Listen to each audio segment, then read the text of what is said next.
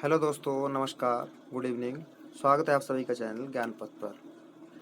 पेश है आपके सामने आज का मुख्य विषय शिक्षक के विभिन्न स्तर। यह टीचिंग एप्टीट्यूड का एक टॉपिक है जो नेट के विद्यार्थियों के लिए महत्वपूर्ण है। ये सभी विषयों के विद्यार्थियों के लिए महत्वपूर्ण रहेगा। तो चलिए बात करते हैं शिक्षण के विभिन्न स्तर। शिक्षण का मुख्य उद्देश्य अधिगम होता है। जैसा आप सभी को मालूम है, आपने पढ़ा भी होगा, तो ये आपकी सुविधा के लिए मैं इसे थोड़ा सरल करके आपको समझाऊंगा आज। तो शिक्षण का मुख्य उद्देश्य अधिगम होता है। यह 3 स्तरों पर एक कक्षा में एक शिक्षक के द्वारा किया जाता है। एक शिक्षक 3 स्तरों के माध्यम से अपनी विषय वस्तु को, अपनी पाठ सामग्री को छात्रों तक और कक्षा में देता है, जिसे शिक्षार्थी ग्रहण करते हैं। शिक्षण जो है वो 3 स्तरों पर संपन्न होता है। इसका पहला स्तर है स्मृति स्तर। पहला स्तर है स्मृति स्तर और दूसरा स्तर है अवबोधन स्तर और तीसरा है चिंतन स्तर। इसे विमर्श स्तर भी कहा जाता है। तो चलिए बात करते हैं पहले स्तर की, जिसे स्मृति स्तर कहा जाता है। तो स्मृति स्तर के प्रस्तावक हवर्ट है। यह शिक्षण अधिगम प्रक्रिया का प्रथम चरण है। इस स्तर में यह सबसे पहले इस स्तर में छोटे विद्यार्थियों को शामिल किया जाता है। यह प्राइमरी लेवल पर एक शिक्षक के द्वारा किया जाता है।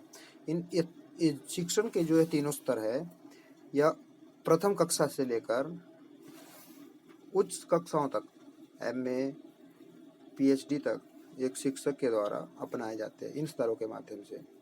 तो सबसे पहले हम स्मृति स्तर की बात कर रहे थे।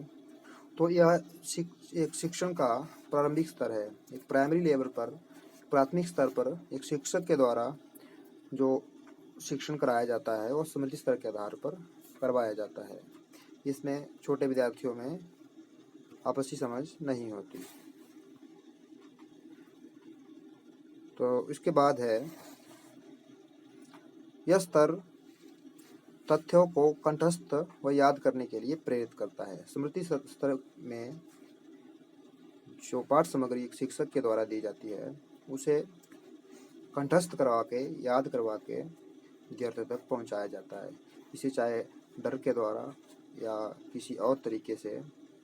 इसमें विद्यार्थी कुछ समझते नहीं हैं, ना समझ होते हैं, तो इसकी समझ उन्हें बाद में आती है बड़ी कक्षाओं में। आप सभी इस परिस्थिति से गुजरे हैं और इसमें विद्यार्थियों को कंठस्थ या याद करने के लिए प्रेरित किया जाता है।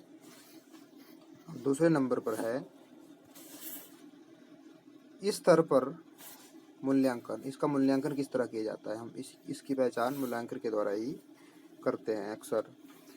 और इसमें सबसे पहले तो आ गया इसमें कि तथ्यों को कंठस्थ करवाकर, उनको याद करवाकर शिक्षण पढ़ाने की कोशिश की जाती है। शिक्षण माने जो एक शिक्षक पढ़ाता है उसे औपचारिक भाषा में शिक्षण कहा जाता है।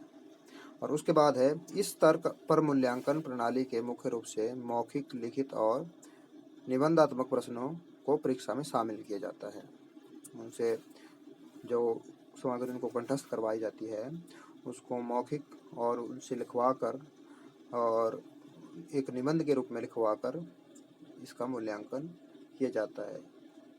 पता चलता है कि शिक्षण किस स्तर पर किस हद तक, कितने प्रतिशत तक जो है, कितने फीसदी तक सफल रहा है। आगे बात करते हैं दूसरे स्तर की, जिसे अवबोध स्तर कहा जाता है और इसे अंडरस्टैंडिंग लेवल भी कहा जाता है। इंग्लिश में इसका ट्रांसलेट है अंडरस्टैंडिंग लेवल। स्मृति स्तर तो हो गया प्राथमिक स्तर पर। अब बात आती है अवबोधन स्तर की। जब विद्यार्थी थोड़ा बड़ा हो जाता है, उसकी समझ थोड़ी विकसित हो जाती है, तब शिक्षक इस स्तर के द्वारा शिक्षण कराने की कोशिश करता है। इस शिक्षण के द्वारा ही शिक्षण स्तर के द्वारा ही शिक्षण कार्य संपन्न कराया जाता है। तो अबोध स्तर में हम बात करते हैं, सबसे पहले हम बात करते हैं इसके संस्थापक की। इसके संस्थापक मॉरिसन महोदय हैं। मॉरिसन, और इस स्तर में तथ्यों को याद करके उनको समझने की कोशिश की जाती है। जैसे कि नाम से पता चल रहा है कि अबोध, अबोध माने किसी चीज का बोध, किसी चीज का ज्ञान याद करके इसे अबोध स्तर पर इसे समझना इस स्तर के दायरे में आता है।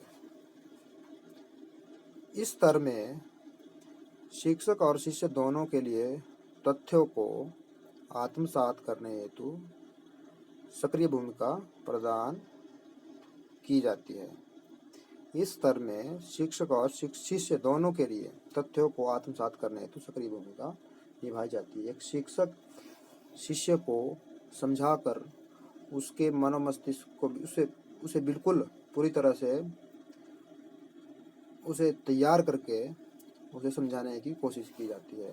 वो पूरी तरह से जिसे उसे पता, शिक्षक को पता चले और छात्र को पता चले कि क्या है, तथ्य क्या है, इसके बारे में उसकी गहराई के में जाकर उसे समझाने की कोशिश की जाती है।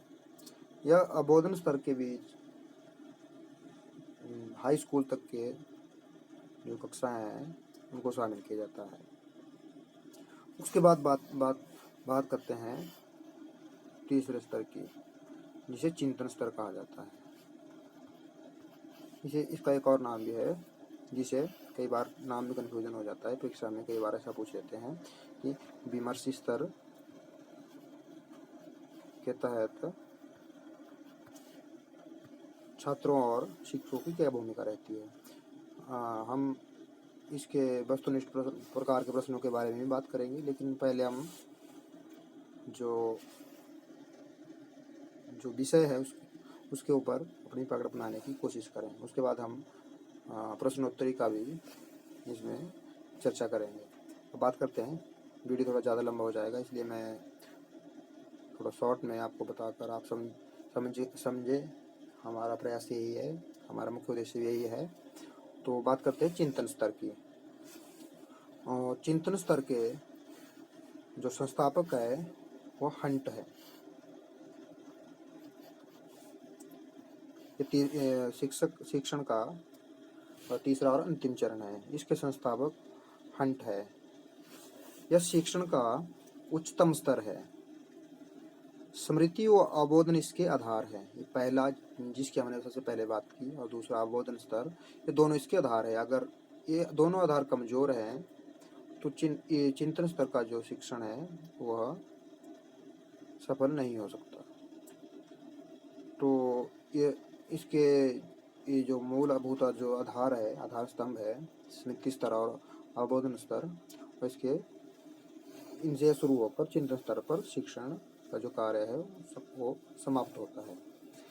तो इसमें एक तो यह चिंतन जो स्तर है वो उच्चतम स्तर है, और इसके आधार स्मृति और अवबोधन स्तर है। सॉरी।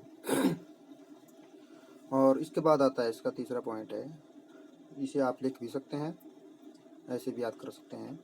तो यह शिक्षण की समस्या पर केंद्रित है। माने इस स्तर के तहत समस्या का निदान एक विद्यार्थी के द्वारा स्वयं ही किया जाता है। इसमें शिक्षक के द्वारा सिर्फ सामग्री प्रस्तुत करके छात्र स्वयं ही जो समस्या है उसका समाधान करने की कोशिश करता है। और इस स्तर में विचारशील स्तर की शक्ति को विकसित करने की कोशिश की जाती है, प्रयास किया जाता है, ताकि विद्यार्थी तर्क व कल्पना के द्वारा समस्या का समाधान कर सके।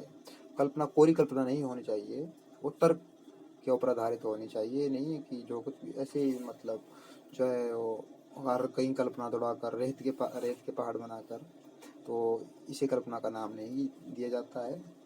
और तर्क जो शक्ति है उसमें कल्पना, साकार कल्पना होनी चाहिए। तो हम बात कर रहे थे ताकि शिक्षार्थी तर्क व कल्पना के द्वारा समस्या का समाधान कर सकें।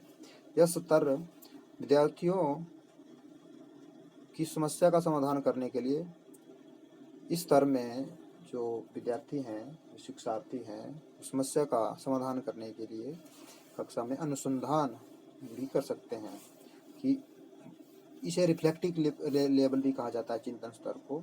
तो उसमें विद्यार्थी तर्क की पूर्ण गहराई पर जाकर उनमें आलोचना करके, उनका तर्क वितर्क करके अपनी समस्या का समाधान कर सकता है। तो वीडियो ज़्यादा लंबा हो जाएगा, इसलिए हम इस विषय को समाप्त करते हैं। अगर आपको कोई भी डाउट हो तो आप कमेंट बॉक्स में हमें बता सकते हैं। हमें आशा है कि आपको ये वीडियो पसंद आएगा। कृपया इसे अपने दोस्तों के साथ लाइक और शेयर करिए ताकि हमारा उत्साह बढ़े और हम और वीडियो लेकर आए। धन्यवाद।